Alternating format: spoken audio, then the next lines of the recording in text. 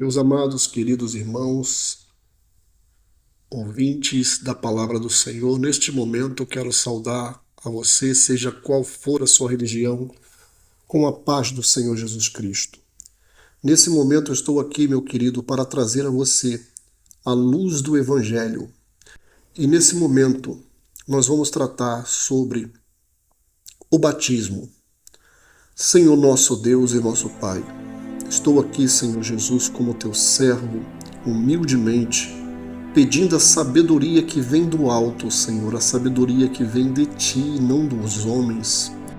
Pai, pedimos que o Senhor esclareça o ouvinte, Pai amado, que está nesse momento ouvindo a tua palavra, que as palavras que eu vou dizer não sejam de mim mesma, mas sejam pelo teu Espírito Santo, Senhor, a esclarecer, a iluminar, a tirar toda dúvida de uma vez por todas sobre o tema, o batismo. Meus queridos, a Bíblia fala que o batismo, ele é o sepultamento do velho homem.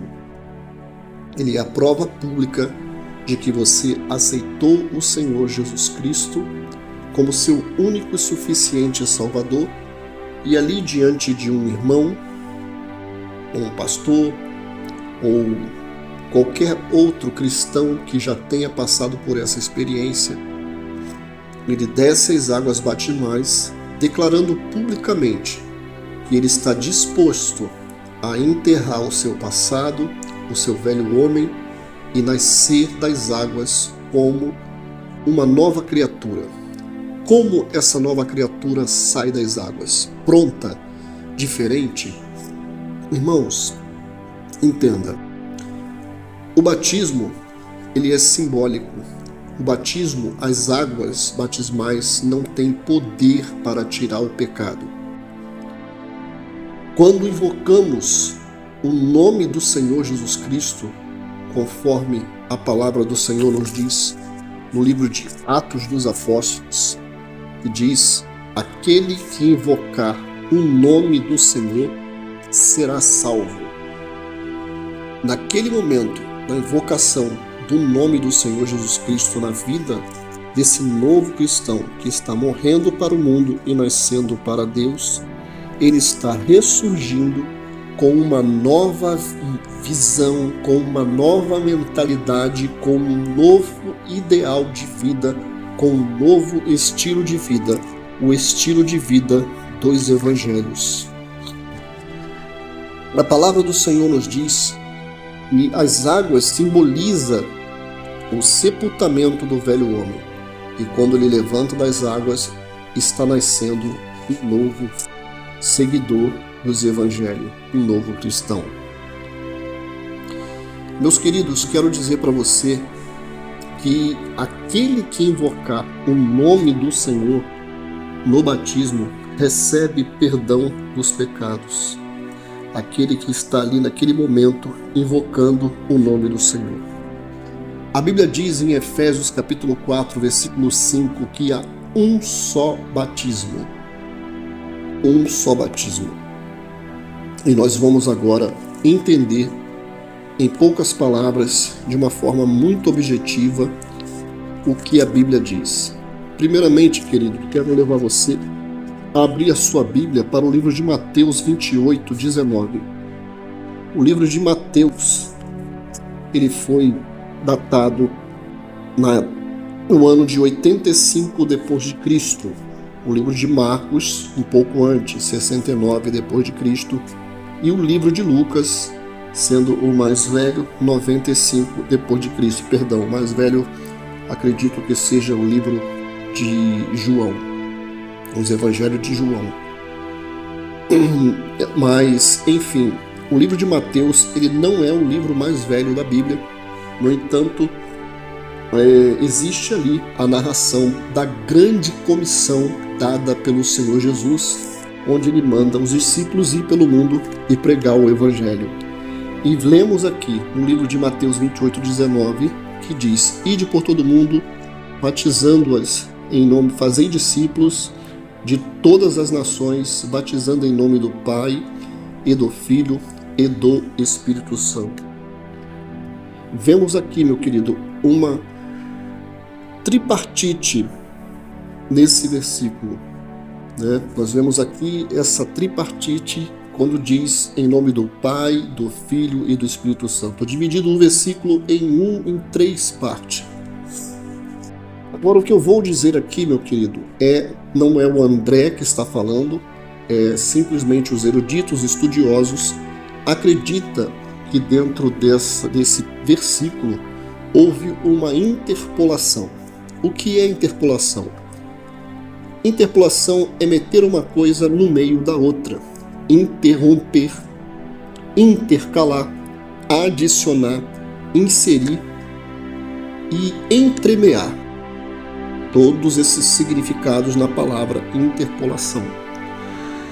Acredita-se que pelo ano de 300 ou 400, entre 300 e 400 depois de Cristo, onde o imperador Constantino, junto com o imperador chamado acho que é Teodósio, uma coisa assim, no ano de 375, Teodósio, e no ano de 325 houve o Concílio de Nicéias por Constantino, onde houve ali um concílio para tentar definir o que é a divindade, e assim surgindo a definição por completo da Trindade, dada por Teodósio mais à frente, o dogma da Santíssima Trindade. E ali há indícios de que esse versículo foi uma interpolação de uma tradução, onde hoje nós vemos aqui a palavra Pai, Filho e Espírito Santo, meio que, entre aspas, forçando um pouco a barra, puxando a sardinha para a teoria da Trindade. No entanto, quando vamos abrir a palavra do Senhor e ver a mesma comissão narrada por Marcos, no capítulo 16, de 15 a 18, já não vemos a palavra Pai, Filho e Espírito Santo.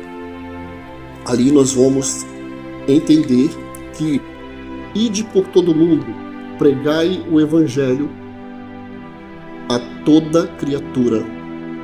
E mais abaixo, no versículo posterior, ele diz que em nome dele expulsaria demônio, em nome dele se pregaria. Por que fazer tudo no nome e mesmo menos no batismo não seria diferente? Seria de uma forma diferente as suas ações. Quando a Bíblia fala que tudo o que fizerdes por atos, palavras ou ações, fazei em nome do Senhor Jesus Cristo. Mas talvez você possa achar que o livro de Marcos não está tão claro em dizer que era no nome do Senhor que deveríamos batizar. Então nós vamos investigar um pouco mais e partir para o livro de Lucas, capítulo 44, versículo 49. Que diz assim: e em seu nome se pregasse o arrependimento. Já na grande comissão, ali nós vemos Cristo dizendo que era para pregar arrependimento em seu nome. Vamos um pouco agora à frente no livro de Atos, capítulo 2, versículo 38. Talvez eu acho que eu tenho que fazer essa meditação em duas etapas, porque o tema é um pouco extenso, apesar de que eu estou tentando ser bem objetivo. No primeiro Atos dos Apóstolos, após a partida do Senhor Jesus Cristo, nós enxergamos ali no livro de Atos, capítulo 2, versículo 38, o cumprimento do ID, o cumprimento da grande comissão. Ali está os apóstolos colocando em ação todo o ensinamento e toda a ordenança do Senhor Jesus, quando ele ordenou: ide por todo mundo, pregai o Evangelho, fazei discípulos, batizando em meu nome. Irmão André, mas onde fica? Seu irmão vai esquecer o livro de Mateus 28, 19? Meu querido, é o único versículo que tem na Bíblia, que como eu já falei, que talvez seja uma interpolação, onde apresenta ali a tripartite, que é a divisão dessa ordem em 3 partes. É como se eu pegasse o nome do Senhor Jesus e quisesse explicar o que o Senhor Jesus falou. O Senhor Jesus disse: ide por todo mundo, pregai, batizai em meu nome. É como se eu quisesse dar uma explicação. Olha, o Senhor Jesus não falou muito bem assim. Na verdade, o que ele quis dizer foi em nome do Pai, do Filho e do Espírito Santo. Esse versículo é mais ou menos uma coisa nesse sentido, nessa linha aí. Mas voltando aos Atos dos Apóstolos, nós vamos investigar e ver nas Sagradas Escrituras em que nome Pedro batizou as primeiras quase 3.000 almas após a primeira pregação dele, após a descida do Espírito Santo, onde Pedro começa a receber um poder do alto, o dom de línguas desce sobre eles, e eles começam a falar nas línguas de todos aqueles homens que estavam ali, pregando o evangelho para aquelas nações que estavam ali, de diversas línguas, diversos idiomas. E ali todos ficam atônitos, porque uns viram para o outro e falam: esses homens estão embriagados a essa hora do dia. E Pedro se levanta e fala: não, nós não estamos embriagados, o que você está vendo aqui é o poder de Deus. E ali você vai ver no capítulo 2 de Atos toda a pregação de Pedro. Vamos simplesmente, não vamos entrar nessa leitura para ganhar tempo, mas vamos ao objetivo daquilo que eu estou propondo para os irmãos, que é Atos 2, 38, quando a palavra do Senhor, Pedro, após a pregação, aqueles homens ficam arrependidos, compungidos no coração, e eles perguntam a Pedro e aos demais apóstolos: que faremos, varões, irmãos? E respondeu Pedro: arrependei-vos. Vamos lá na grande comissão. O que Jesus falou? Que em seu nome se pregasse arrependimento. Arrependei-vos cada um de vós e seja batizado em nome de Jesus Cristo para perdão dos vossos pecados.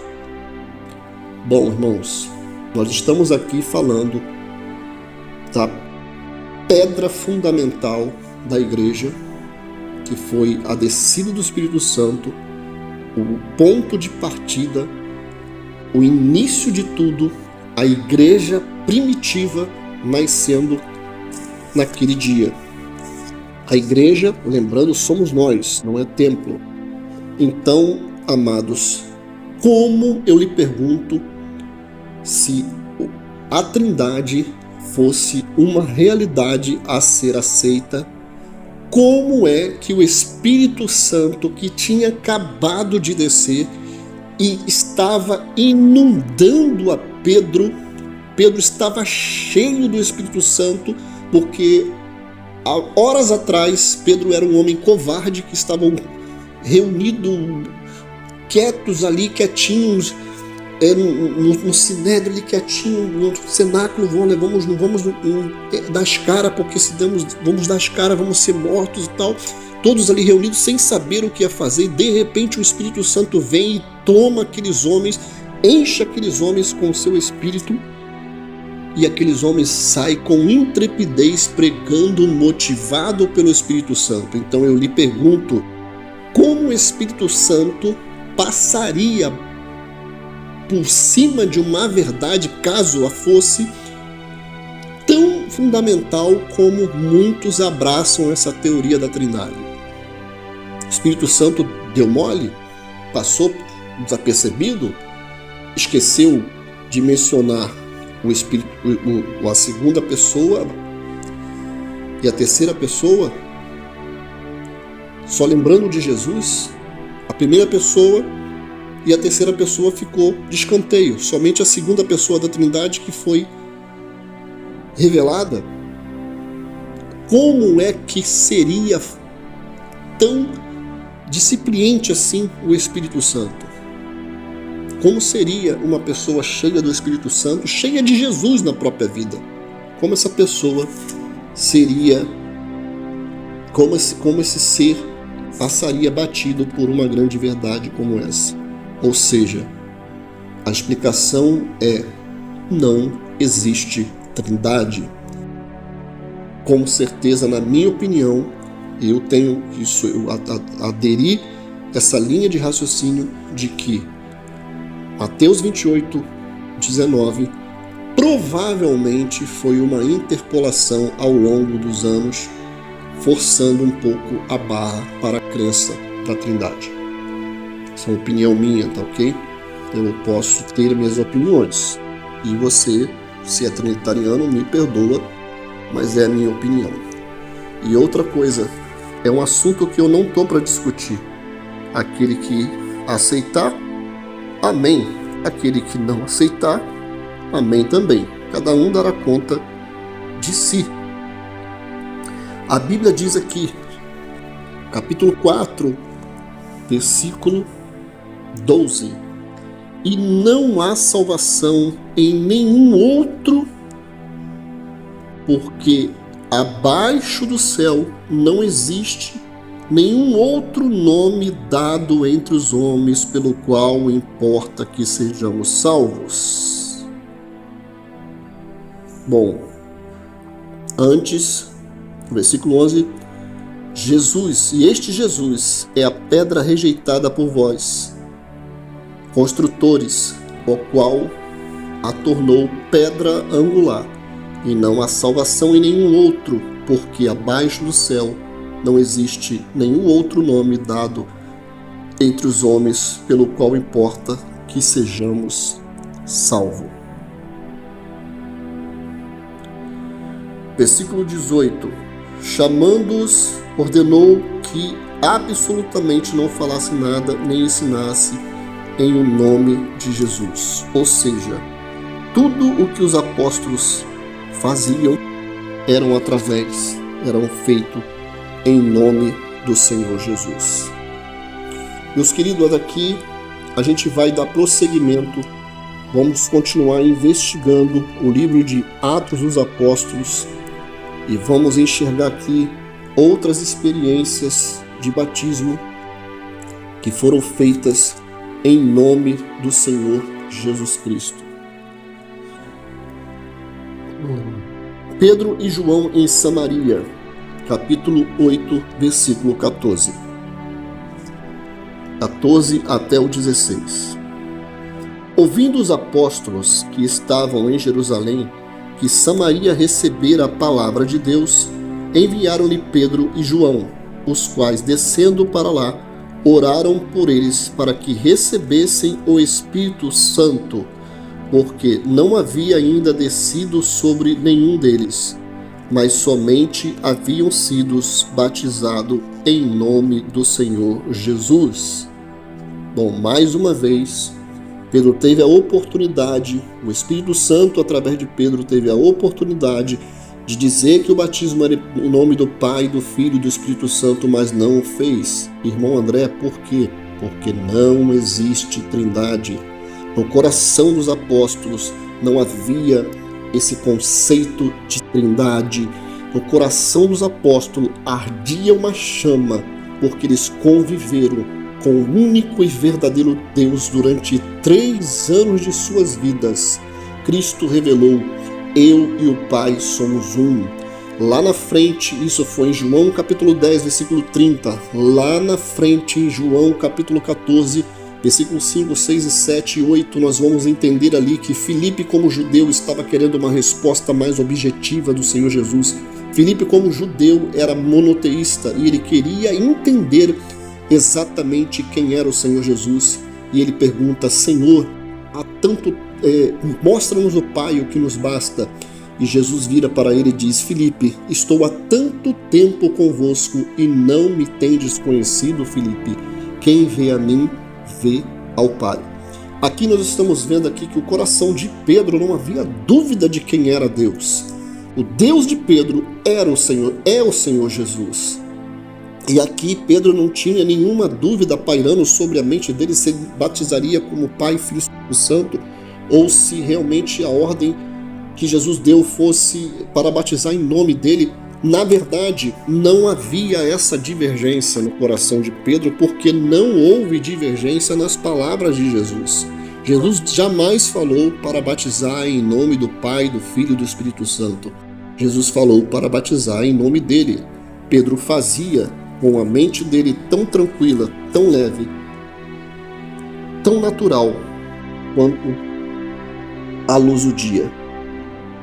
Meus queridos, eu vou parar por aqui porque esse áudio vai ficar muito longo, esse vídeo vai ficar muito longo, e vou fazer a segunda parte desse tema sobre o batismo nas águas em nome do Senhor Jesus. E quero finalizar com você lendo, sempre vou finalizar lendo, nesse caso eu não termine na segunda etapa, lendo Efésios 4, verso 5, que diz: um só Senhor, uma só fé, um só batismo. Meus queridos, deixa eu lhe falar uma coisa. Eu respeito muito a sua fé. Caso você já tenha sido batizado em nome do Pai, do Filho e do Espírito Santo, eu não duvido da sua sinceridade, não duvido da sua conversão. Entretanto, eu digo que se você não desceu as águas batismais em nome do Senhor Jesus Cristo, lhe falta algo. Lhe falta algo a ser cumprido na sua vida cristã. E não é vergonha nenhuma você pedir o batismo em nome do Senhor Jesus. Ah, irmão, eu vou me batizar de novo? Amado, lamentavelmente, você ainda não se batizou, porque só há um batismo, e esse batismo tem que ser cumprido conforme a ordenança do nosso Mestre, em nome dele. Que Deus possa abençoar você, sua vida, e te encha de sabedoria, e onde as minhas palavras não alcançou, que o Espírito Santo esteja te alcançando. Deus te abençoe, em nome de Jesus.